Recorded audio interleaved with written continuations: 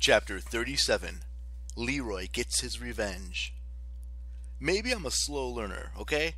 Because it wasn't until that moment, facing the god Set in the middle of his throne room, in the heart of an evil pyramid, with an army of demons outside and the world about to explode, that I thought, coming here was a really bad idea.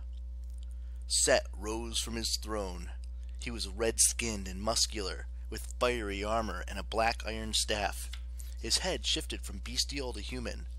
One moment he had the hungry stare and slavering jaws of my old friend Leroy, the monster from the DC airport. The next, he had sandy hair and a handsome but harsh face, with intelligent eyes that sparkled with humor and a cruel, crooked smile. He kicked our uncle out of the way, and Amos groaned, which at least meant he was still alive. I was clenching my sword so tight the blade trembled. "Zia was right," I said. "You possessed Amos." Set spread his hands, trying to look modest. "Well, it wasn't a full possession. Gods can exist in many places at once, Carter. Horace could tell you that if he was being honest. I'm sure Horace has been looking for a nice war monument to occupy, or a military academy somewhere. Anything but that scrawny little form of yours. Most of my being is now transferred into this magnificent structure." He swept his arm proudly around the throne room, but a sliver of my soul was quite enough to control Amos Kane. He held out his pinky, and a wisp of red smoke snaked towards Amos, sinking into his clothes. Amos arched his back like he'd been hit by lightning. "Stop it!" I yelled. I ran towards Amos, but the red mist had already dissipated. Our uncle's body went slack.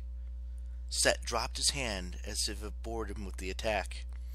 Not much left, I'm afraid. Amos fought well. He was very entertaining, demanding much more of my energy than I had anticipated. That chaos magic, that was his idea. He tried his best to warn you, to make it obvious I was controlling him. The funny thing is, I forced him to use his own magic reserves to pull off those spells. He almost burned out trying to send you those warning flares. Turn you into a storm? Please, who does that anymore? "You're a beast!" Sadie shouted. Set gasped in mock surprise. "Really? Me?" Then he roared with laughter as Sadie tried to drag Amos out of harm's way.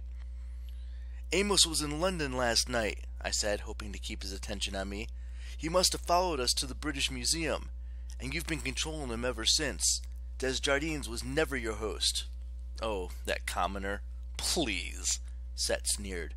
"We always prefer the blood of the pharaohs, as I'm sure you've heard. But I did love fooling you. I thought our bonsoir was a especially nice touch." "You knew my ba was there, watching, and you forced Amos to sabotage his own house so your monsters could get in? You made him walk into an ambush? Why didn't you just have him kidnap us?" Set spread his hands. "As I said, Amos put up a good fight.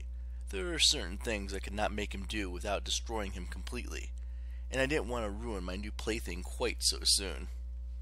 Anger burned inside of me. Amos's odd behavior finally made sense. Yes, he had been controlled by Set, but he had been fighting it all the way. The conflict I felt in him had been his attempts to warn us.